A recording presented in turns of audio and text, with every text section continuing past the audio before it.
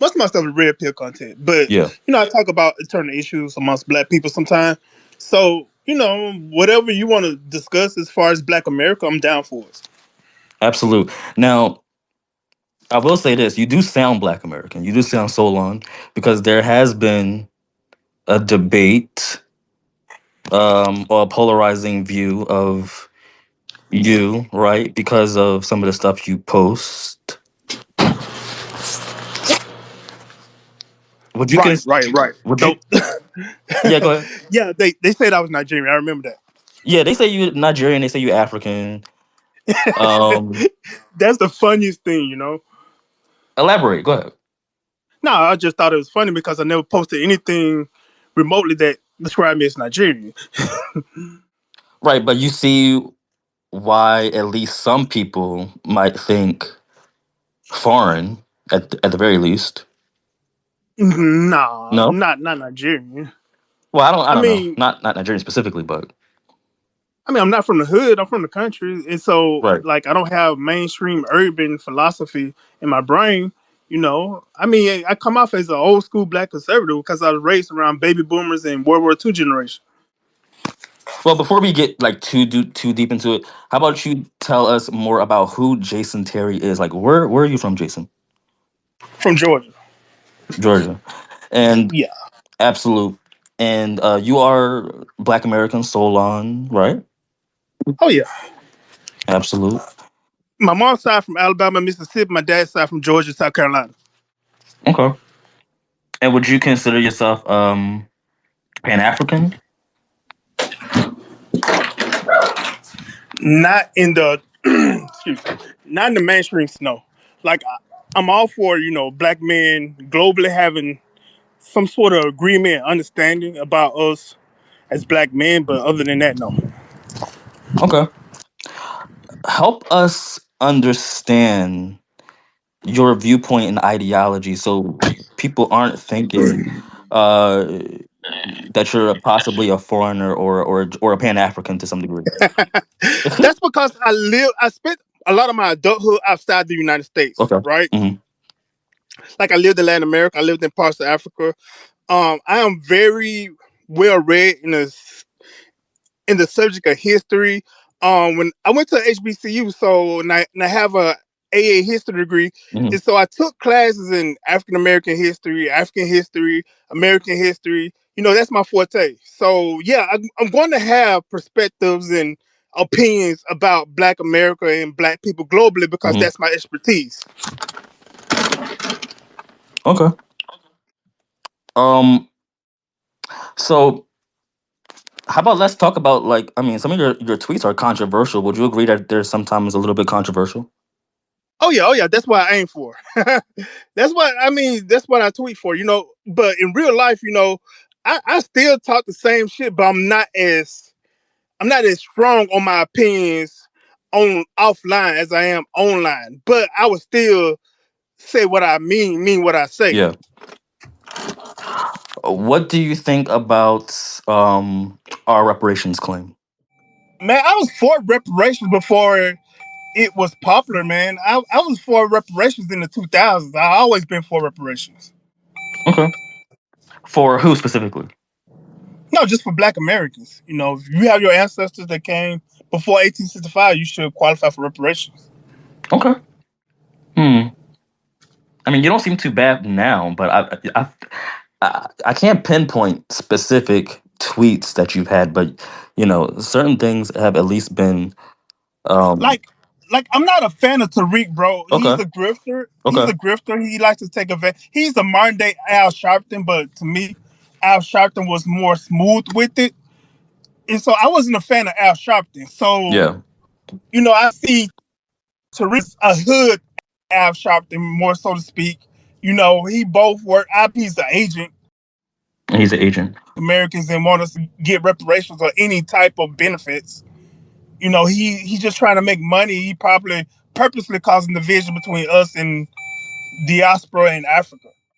Okay, so do you think that there was unity before And Tariq? I mean, a lot of people don't like that, but I don't like people who come with ulterior motives to exploit Black Americans. That's Hmm. That's not my thing. Do you believe there was unity before Tariq? No, I mean there was no unity in Black America before Tariq. And I've met Africans who were divisive. You know what? I always say this: Africans just started to claim black. Back in the 2000s, when I was in college, and we used to have these discussions on Facebook when Facebook first came around, when it was just for college students. A lot of Nigerians and Jamaicans would say that they're not black; they're their specific ethnicity or nationality. Mm-hmm. That's true. I always talked about that. But I'm not for using neo-Nazi type talking points against people who are the same skin color as I am. I could walk and chew gun at the same time. Mm-hmm. Do you or do you not see how this negatively affects Black Americans in in the in the macro scale of things? Well, you have to realize something. Black America, man, the community is on the deathbed, bro. Like, we're going to be replaced by Latinos and East Indians, and we're not doing anything about it. About we should be more than about reparations, man. We should be trying to fix our internal issues too, because Black Americans are not having kids. Black Americans are not having kids within wedlock. Black American children are falling behind in school. We have a lot of issues that need to be addressed in order to fix our ethnic group and to protect us from ethnocide. Because I believe in, Black Americans, we're going to be replaced in I would say about 50 years tops. We will no longer be the second most um majority as far as culture within the next 50 years. I believe we would definitely be replaced.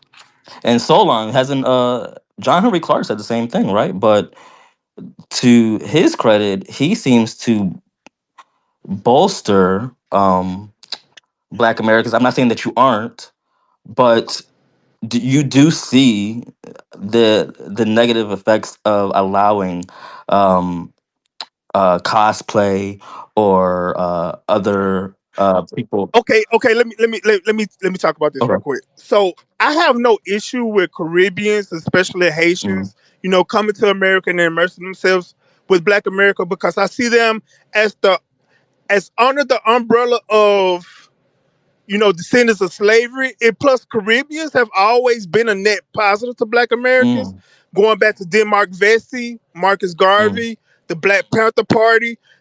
To me, Caribbeans have always been pro-Black for the most part. Now, there have been some that have been divisive, but Caribbeans to me have always stood with Black Americans against white supremacy. Now, on the other hand, let's talk about Africans. Now, like I told you, I've been to Africa and I lived in Africa, so I know a thing or two about Africans. Now, Africans are very tribal, and I do mean extremely tribal. Like, Africans pretty much sold other Africans to Europeans. Africans have been selling other Africans to Europeans and what I call them Canaanites. Canaanites, Jews, Arabs, Persians. To me, they are Canaanites. And Africans have been like that since written records have been around. And so Africans have a different mentality, and I'm not a fan of it. But some, like this new generation of young Africans, they seem to be more pro-Black. But the ones of my generation and before, they were very divisive, which is part of how Africa is. No matter if you're on the East Coast or West Coast of Africa, Africans could be very divisive and sell each other out for the sake of non-Africans, which to me is very mind-boggling. But they didn't have that type of mindset. So I'm kind of weary of Africans. I'm not gonna lie, but as far as other Black people like Caribbeans, they're definitely cool with me. I have no issue with them. Romo, you have something to say? Yeah, what's going on, Jason? I just wanted to ask you because you said Caribbeans have always been like on our side. Were you trolling when you said that, or were you actually serious? I mean, from a historical perspective, Caribbeans have been with Black people when it came to fighting against white supremacy. So, do you think that Jamaicans were on our side when the shower posse came to the United States and was murdering black people in heinous ways, like the most barbaric ways imaginable, ways like cutting people's I'm not opinion. saying all of them. No, I'm not saying, bro. You got to think of the average person. To me, the average Caribbean historically have been on the side of black people. Denmark Vesey was going to start the biggest riot in world history in South Carolina. He had no reason to do it because he was already a freed man. He came to America a freed man, and black Americans sold him out. You ever read about Denmark Vesey? Yeah, Stone No Rebellion. Them motivations cool, but that's an individual. That's one person. And Right, right, right. But you also have like Cicely Tyson. She's always been down with black people, black Americans. The lady that played on Good Times. She was against them removing James from the television show. She spoke out about it. I mean, there have been many instances in which Caribbean people have been on the side of black America. Okay, Jason, you do realize though you are naming individuals. Now let's. Right, right, right. But you gotta also look at, the impact. Like I say, what's that guy name that he just recently died? He paid for Martin Luther King's funeral. He was huge in the civil rights movement. Harry Belafonte.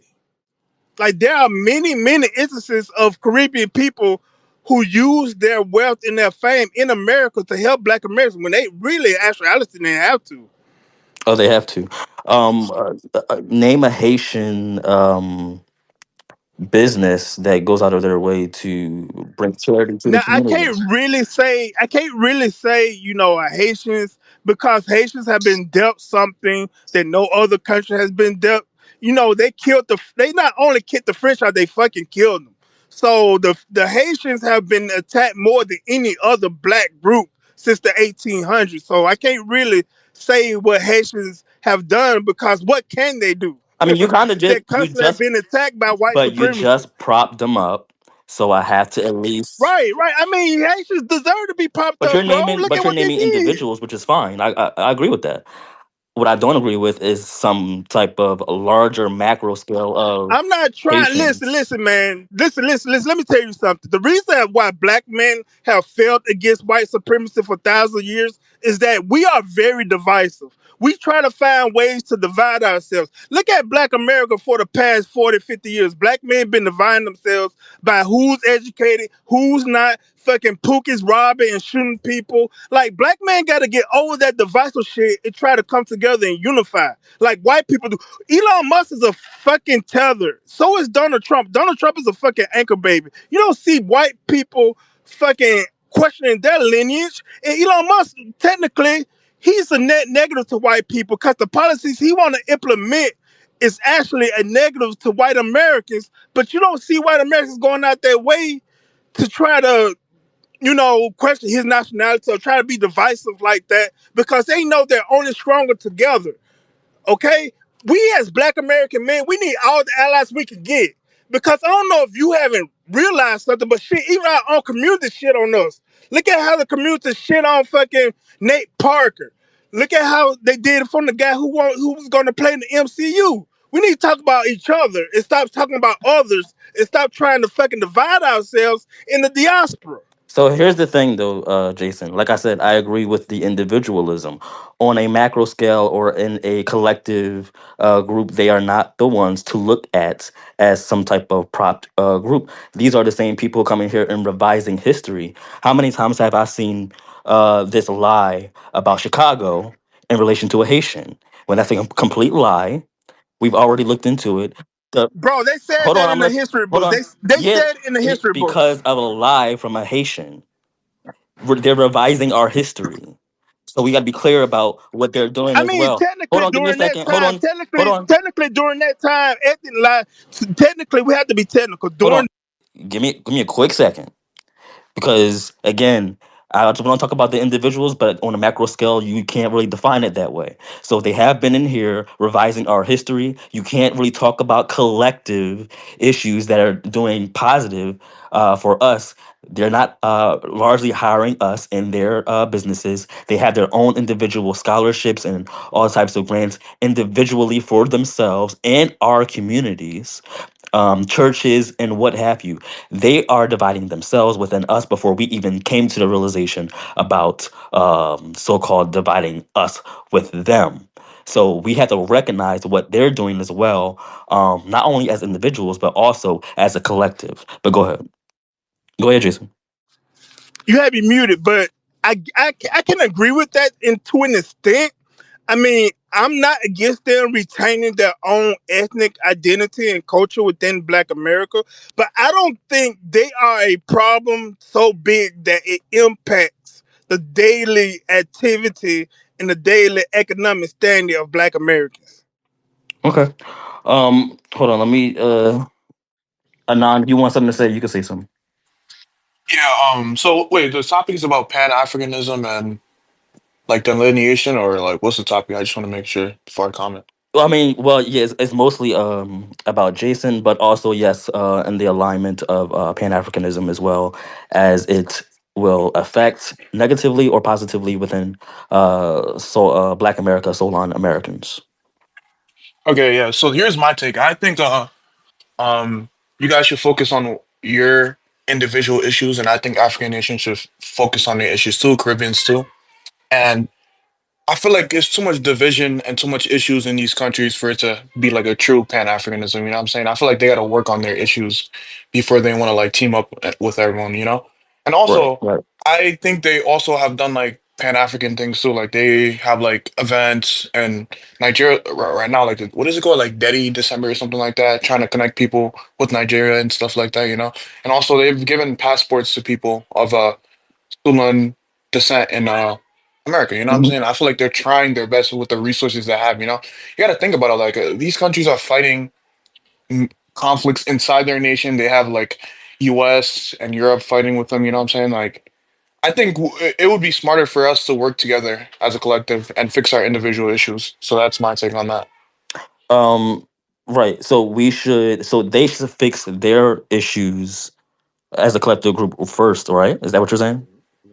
Yeah, I think both groups should fix their issues first before Right. they, want to pour into others. You know, Right. Exactly. Yeah, I agree with that. because I think it's way better. It's way important issues than Pan Africanism and stuff like that. You know what I'm saying? Right, right, Like right. these Well, we're communities. tackling the entire ideology, not ethnic groups or the continent of Africa. This is just the ideology of Pan Africanism and as it stands, and it's largely not even in that continent. So What do you mean? You said Pan Africanism isn't in Africa? no, That's what it's I'm saying. largely not in that continent. No, it's not.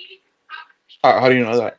What are they doing to incorporate the entire pan identity to fix global black issues when black Americans aren't even a part of the African Union? Okay, you just said that they're not, and I'm asking like, can you like give me specific I just examples said, in yeah, I 2024? just said we're not a part of the African Union. So, like, you said they're not doing Pan Africanism in the continent. I'm telling you, like, can you give me an example of individual Yes, nations? in the whole continent, they're practicing tribalism and stuff like that. That's a good example of that. Okay, so they haven't done any Pan African things at all. That's what you're saying. Of course, they have. I mean, there's like three countries that they did. I'm talking. We're talking about in general. In That's a general, rare. but It's a rare occurrence that Pan African does happen in Africa. That's what he's trying to say. oh, that's what he's trying to say. Yeah, Yes. I see where he's coming from, Oh but yeah, I you. think it's definitely. I didn't say absolutely not. There's none. I'm just Oh, saying, of okay. course not. I'm saying there is just not that prosperous. It's not that notorious and known because they're largely not practicing it like that in larger macro scale. I mean, they're doing it pretty well right now with Burkina Faso, Niger, and Mali. Yeah, they're everyone's looking at them. Seeing even Meek Mill even spoke about it. So I think it's definitely gaining a global traction. You know what I'm saying?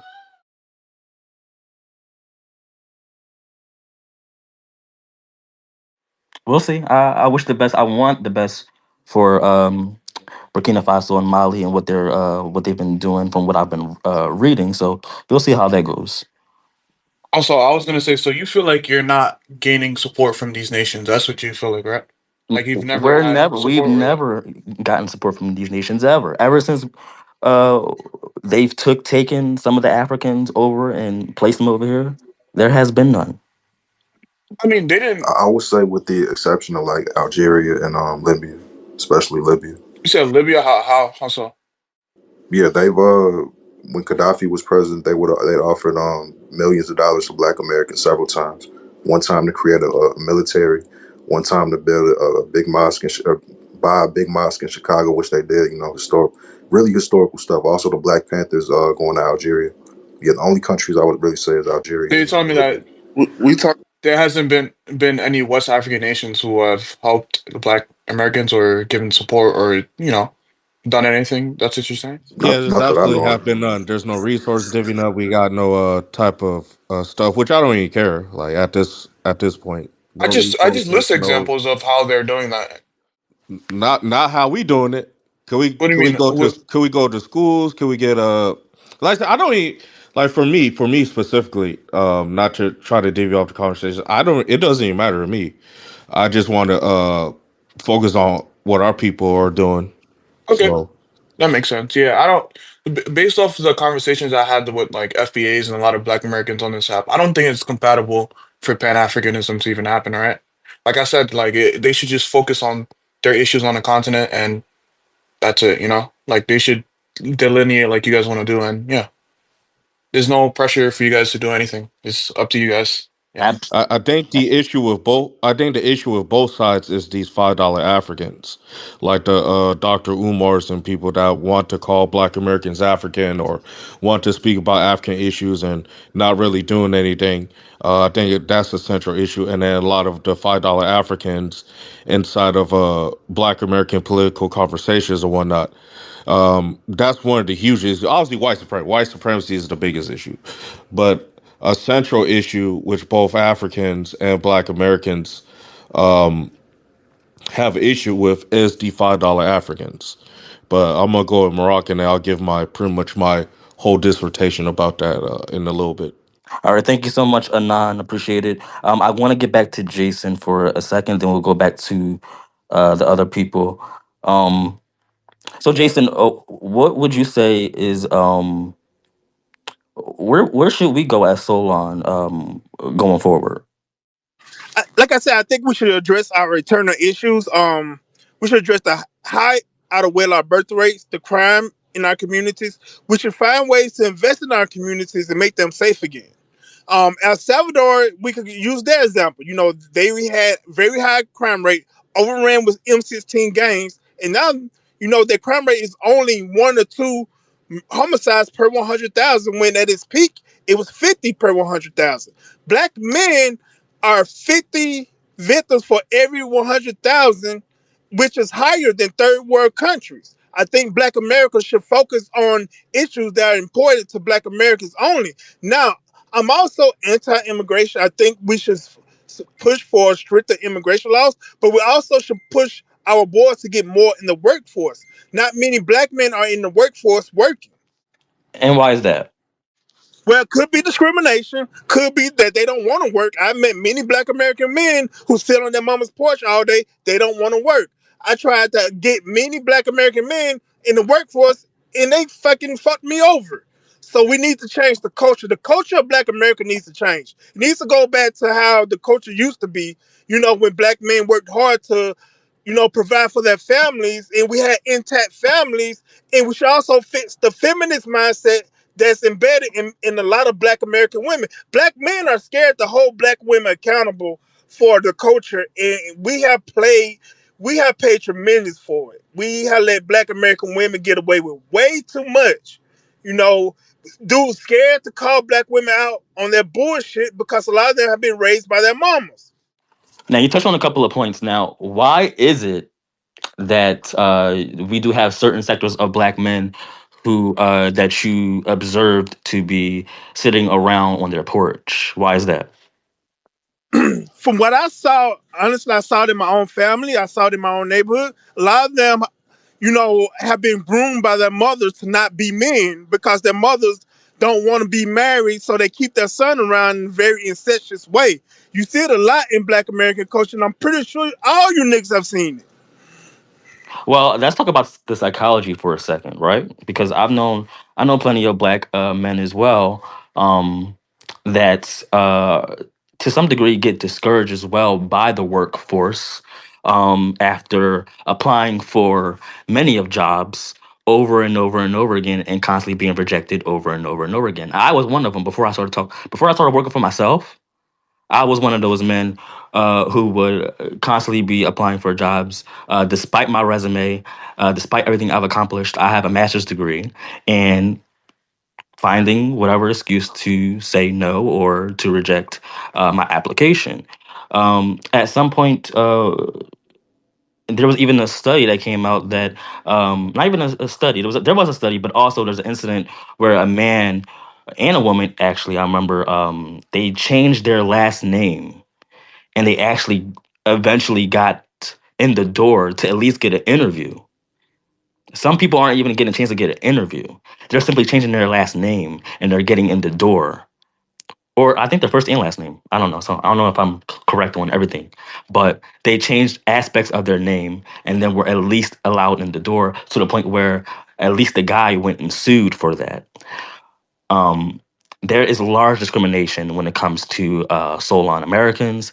I've seen a woman even talking about that right now in California. Solon, you could probably talk on that as well, possibly, if you know more about it. But there has been a targeted attack based on our names or the information that they're finding. I'm finding out that they're looking at us through our LinkedIn's or our social medias to make decisions before they even get us into the door for any type of hiring. So long, you have something to say? Yeah, I was just going to say, I can agree with somewhat what Jason said. I mean, everything needs to start with the family first. We do need to sit down and probably discuss things: black women, black men, black child, grandparents. The second thing is we do need to work on our own self sufficient. We need to have more jobs that we could work for ourselves and then hire our own people. Just like Maroc said, going through that work and working for a different group of people, that has not really gotten us super far uh, since the quote unquote social integration. So anything that any other group can do, open a EMT business or IT or any type of office work, we could do that too. We could open our own business and then we could hire our own people. And I do In agree. the thing, Hold not to on, interrupt, one but we second. have to make this an issue. One We have second. to make the lack of black employment an issue. We have to Yeah, the buy black our politicians. We have to buy our own grassroots organizations. We and have I to was gonna buy. get I was gonna get into that too. Yeah, we do need our own packs. We do need our own in person think tanks. And yes, you are correct, Jason. We do need to buy our own politicians so we could push the black unemployment issue. We need to push the black crime rate issue so we could get more jobs. For example, independent security force, alternative courtings that's supported and ran by a black American overseeing board, and an alternative correction facility to address the recidivism that black men and black women go through. But go ahead, proceed. And that's job creation. Go ahead. Am I talking? Yeah. Can I add in Go as a? go ahead, man. Go ahead. Yeah, I was gonna say, can I add in as a African? I don't know if you guys don't want that, or because I feel like certain spaces they don't want No, I don't me mind. speaking. No, I don't. I don't mind. It was just I wanted to get back to Jason because. Go, I Oh, go, mind. okay. go ahead. I mind. Oh, well, he's not really saying. He's not really. Go ahead. Go ahead, Anon. Go ahead. Oh wait, so who? Jason? Oh, Anon, go ahead and speak. Go ahead. oh yeah, yeah. From what I've noticed, I feel like it definitely needs to be a push for like nuclear family and stuff like that. And I feel like you guys should organize better and like, you know, call shit out. I feel like a lot of black men are not calling these things out. You know what I'm saying? Like same goes for Africa too, and in America, right? Like they're not calling out these leaders. They're not calling out what specific things are going on. You know what I'm saying? When you're not calling it out, you're just like sitting there and just letting shit happen to you. You know what I'm saying? And practice group economics. Even in Africa, like people are not working together. You know what I'm saying? I don't know why, but like it seems to be like a issue between black people everywhere. Like we don't want to work together and like build together. You know what I'm saying? Like we want other people to come create those things for us. We don't want to be self sufficient. So I think that's definitely something that should be happening. Globally. And that's like my advice. Yeah. Absolute. Thank you so much. And then Trey Z, do you have something to say? Trey.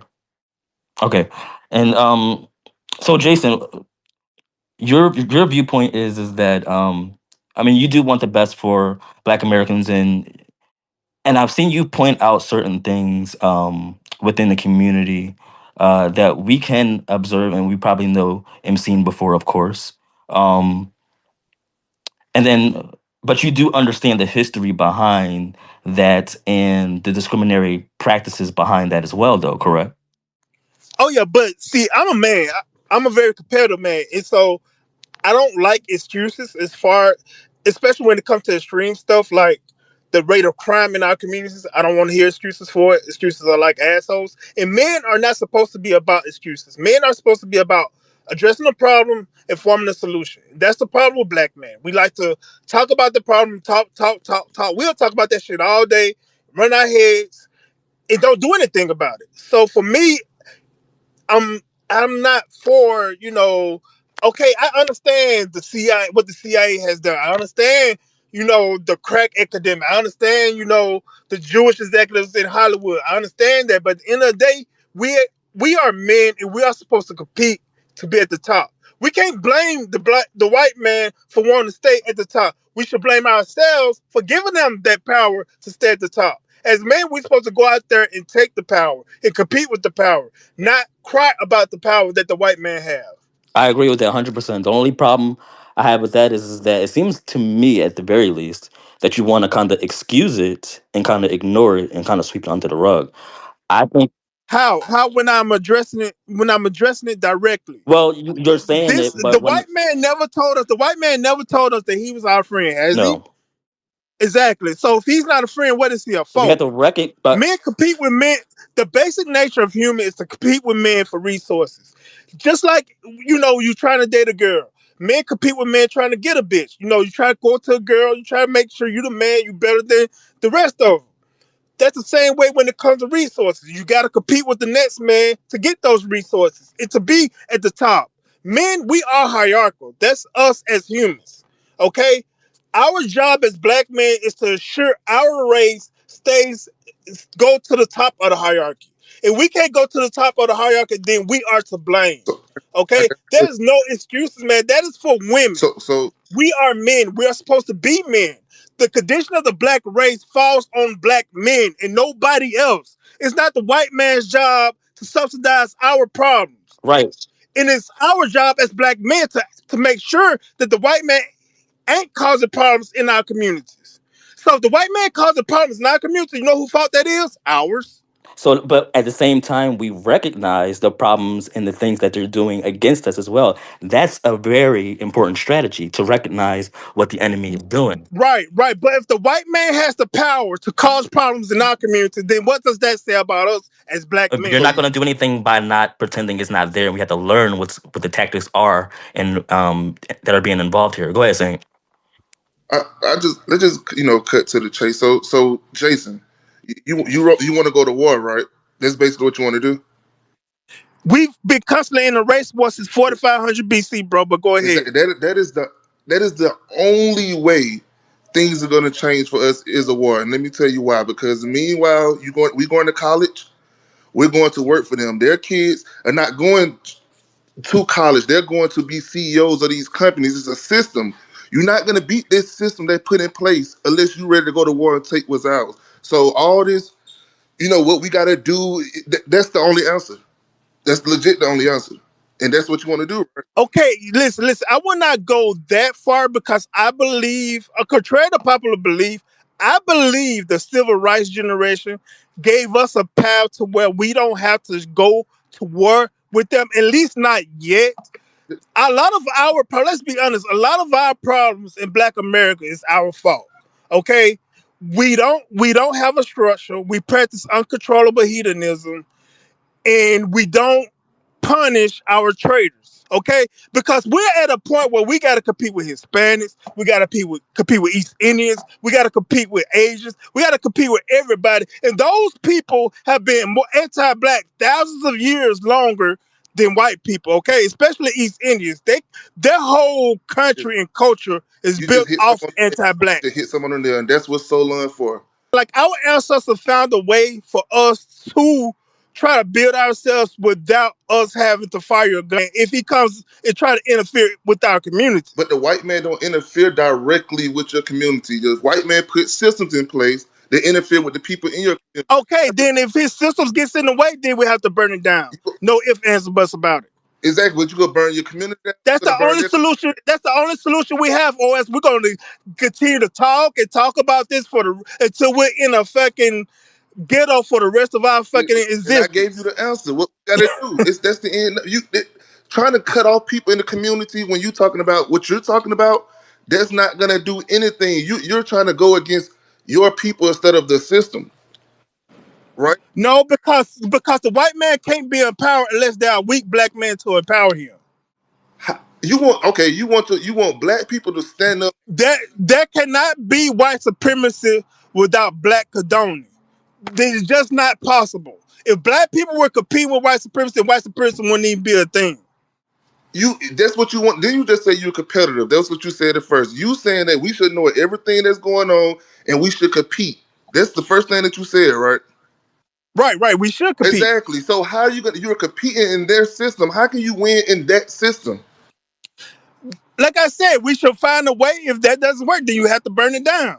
Like I said, I believe our ancestors gave us a way if we have not taken advantage of, like I said, this is exactly what you're doing. Keep making excuses after excuse after excuse instead of putting things in action. That's what black people do. I've worked with black people off the internet. All black people do is talk, talk, and talk. It don't make any movement. I've been to black business conventions. I've been to BLM marches. I've been to all types of shit in my adulthood. And black people are very repetitive with this shit. It's talk and talk. Talk about what the white man is doing. Who gives a fuck what the white man is doing, man? That's who control the card. Like Hey, let for me get real, next on the who gives mic. a fuck what the white man is doing? Like look at what we doing to each other. We need to get ourselves straight before we try to talk about what the white man is doing. Shit, I gotta worry about a nigga fucking jacking me before I have to worry about fucking.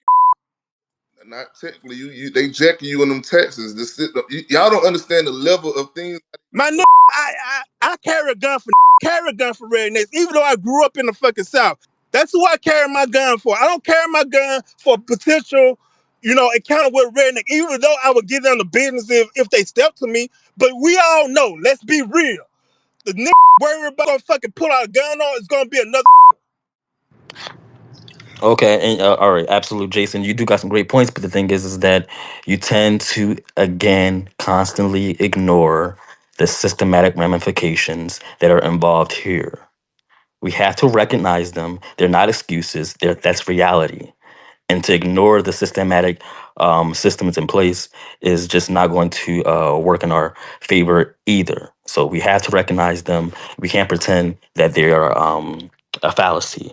But we'll get right back to you because I just want to get to a hand or two because Kush wanted to be antsy. Go ahead, Kush, if you had something to say. I'll say the only reason our elders back then was so successful is because of the overt racism. The overt racism made us stronger, made us more resilient, and made us love being black and be prideful of that. So when racism went overt, meaning when they allowed niggas inside the stores and allowed to shop and we can wear the heel figures and all that, we got lazy because we think, we made it. We finally so called unquote free because we can sit down with the white man and eat without having to look over our shoulders, this, that, and the third. So what our elders did back in the day was work together because they knew the common goal. Since today we don't work together because we think everybody free, and we see it. We see black millionaires on TV. We see successful black people. We see black people driving these business and stuff. So black folks and black men just think we got it good now. That's all. So when we see us getting killed by police, we don't do nothing because hey, I can drive where I want to go without getting harassed. I could do what I want to do without getting harassed. So it's no more pressure. We was producing diamonds because we had all this pressure, and they realized that. So that's why they stopped showing overt racism and switched to covert with the bank loans and the housing applications, this, that, and so forth. That's how they fucked us over with that. So at the end of the day, black men think that we got it good. That's why we ain't doing shit. We just think we got it good now. That's what the whole problem is. We just think we got it good because we can sit down and drink a beer and watch the finals. You know what I'm saying? Without looking out the window, making sure the Ku Klux Klan ain't coming through or ducking because they throwing Molotovs in this down the third. We think we got it good because that was just by design. When they was putting the fire, when they was putting our feet to the fire, we was in the field, we was working together, we put our issues aside because we know at the end of the day, the color of our skin matters. Now, since they made us think, since they gave us the illusion of freedom, we think we don't have to do shit no more because our ancestors already did it for us. The people in the '60s already did it for us, so we don't got to do shit. They already did it for us, so we can just sit back and relish on the sacrifices they made because they already did everything for us. We don't got to do shit no more. We living in the fruits of their labor now. That's how we moving. Except for realizing it's more shit to be done. It's more shit to do. It's more things to progress. You feel what I'm saying?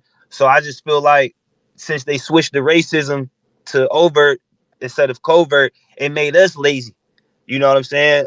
We think we won. So That's now not we can my just sit reality back and though. now we can just sit back and be cool because every black man know the system.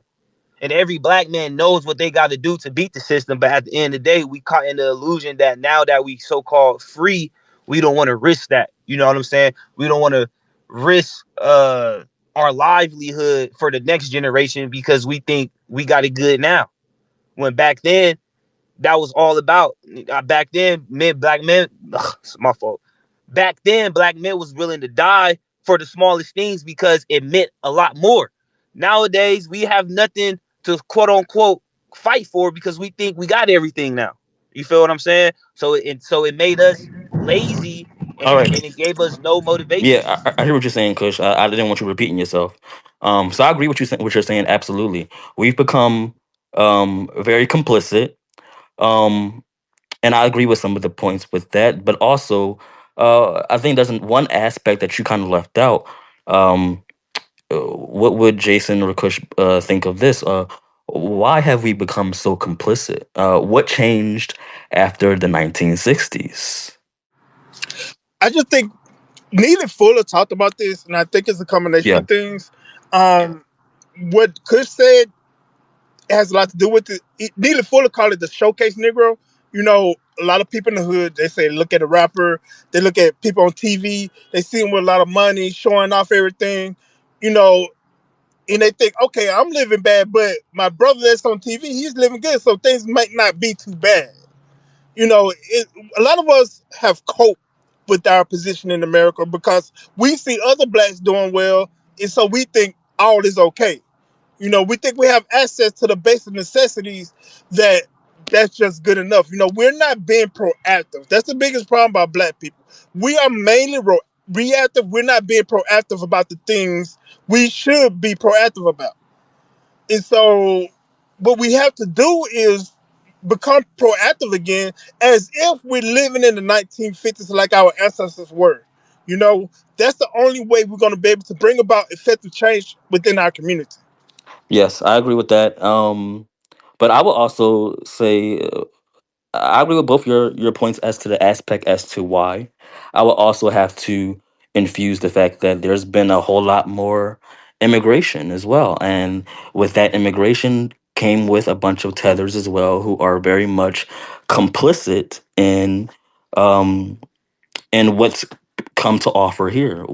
They already have the set asides and the benefits that came after the 1960s that came with their immigration, and it was much better over here as opposed to their homeland. So why rock the boat uh, That's our when fault. you're We let them come in our communities without putting their hold bread on, in. Kush, hold on. And so that would be part of the issue as well. Anything you want to add to that? I'm not saying yes or no to it. I'm saying that's part of it as well that you left out, Kush. But I'll let you speak in again in a second. John, you have something to say? John, Sorry, that wasn't me. But thanks. absolutely. Thank you, John. I mean, John brought up something very interesting as well. I wanted to tap into environmental racism. Jason, do you have any takes on that and it effects on Black America? Oh yeah, oh yeah. Environmental racism is a thing. So there was this documentary on Monsanto. back when they were a chemical company, and the state of Alabama allowed them to plant chemicals in a black city called Anniston, Alabama, back in the 1970s, and it pretty much killed most of that population that lived in that neighborhood. Environmental racism is a thing. Like I said, we have to place our attention on important things, but we also have to place our money on that attention as well. We have to have our super PACs, our grassroots organizations go to DC or go to the state capitals of these states and fight for, the things that affect Black America directly. 100% absolute. I agree with that. Yo, you got something to say? What up, Jason? We be kicking in on X a lot. I be talking to you in the tweets and stuff. All right, I got a lot to say because people be afraid to let me talk in these rooms because my page kind of crazy, so everybody think I'm gonna say something stupid. But all right, Jason, you said something like 10 or 15 minutes ago, and then there was a guy that spoke, like two people before you, that said something that related to it, and like I'm in a room full of black men, so I just want to get y'all perception about this, right? Um, I think that racism or the system that the white man built doesn't anger me as much as the internal issues that we have as African Americans. I hate making fun of Pookies. I swear to God I do, because a lot of them are my friends. Real talk, I swear. But it is legitimately ruined. Like we keep talking about the system and like racism and like everything that's built to like in our like built to like the system that we are fighting against daily and all that stuff. I swear to you, my personal issue is other niggas holding me back and just being completely just divisive all of the time within our community. That angers me more than the most racist white person in the world. I can't even think about the system because the niggas I live around fucking annoy the shit out of me. Furthermore, it's embarrassing. People look at black men like we're a fucking joke because, like, there's this it's not even all of us. It's like a minority of niggas that is like representation for like all of us, bro. And it's an issue that is more important to me than like not getting a job that I think I deserve. That's more important to me than like the schools. Cause nigga, as a father, I give my son the books I want him to read. I'm not leaving that up to no teacher. No white man can stop my son from being intelligent. That's not my issue. My issue is the dumbass black boy he go to school with that might suit him because he's jealous of him. That's an issue. That's our biggest issue. Furthermore, black women get away with hell, bro. It's ridiculous, and we don't talk about it enough. Um, but yes, I do agree. Um, yo, to a certain extent as well. But the thing is that the the thing is that where we disagree, and I think that's where Jason probably gets a bad rep with some Black Americans, some Solon on here, is that while I agree, while we can agree on a lot of things, certain things just we don't agree with because it seems as if there is an erasure or to ignore the systematic parts of it that are in place that puts us in positions that I'm not particularly proud of. I do commend Yo for saying that it is a minority of us because it is. You come around me, you're not getting the same experience. You come around Solon, you come around T Roy, you come around Romo, you're not getting the same experience that you're getting with these lowbrow Negroes. But does it exist? Absolutely. But there was a large shift in dynamics after the 1960s. Everything went to hell. You want to talk about this feminist movement? It came abruptly out of that. The out of wedlock shot up. Everything went to hell. So we have to be conscious enough to understand what were ramifications of that and the why to that as well. Go ahead, so long. Yeah, like after the 1960s, Solon shifted focus from economic empowerment to social integration, largely due to the civil rights victories or victories of our ancestors. The leadership losses as well and the systematic barriers. So while the laws dismantled segregation, economic disparities very much persisted as Solon owned businesses declined and government aid fostered dependency. Social equity became the focus, but without economic power, true progress stalled. So it's really time to revisit strategies of self sufficiency and community based economics to address the wealth gap and rebuild sustainable black economics economy so we could truly economically integrate or economic segregation or economic desegregate. So I'm gonna land. Absolute. Agreed. John, you had your hand up. Yeah, I wanted to comment on that. Uh, God, can you remind me the last person you were? What was that topic you were speaking on? I just went blank. I'm on stage right now. Um, what, the 1960s, the out of wedlock. Right. Yeah. So after they assassinated our leaders, they kind of diverted that energy out of the 1960s, right? And they kind of started leading us towards super bad in the Mac. But also, what integration did was it's kind of like big bank takes little bank. Big bank sort of acts like a vacuum. Prior to that, we had these sort of micro economies where we had the Negro Leagues or the Black Rodeos or Black schools, and the money sort of circulated in those micro economies. But once they allowed us to integrate, it just like the white wealth absorbed all of our money. People went north, and it was twofold. We didn't have families to protect us from market capitalism, nor did we have the capital to protect us from market capitalism. And we went to the 70s. We had Vietnam, and it tore us apart, I think. And well, those are my ramblings, guys. Thanks for listening. Absolute.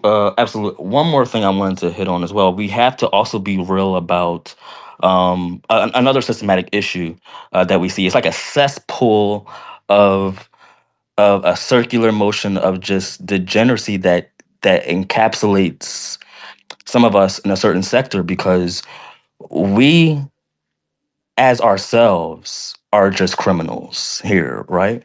Right after we were emancipated from slavery, they basically made it a crime for you to be black to a certain degree as well after we were free, with things like the vagrancy laws.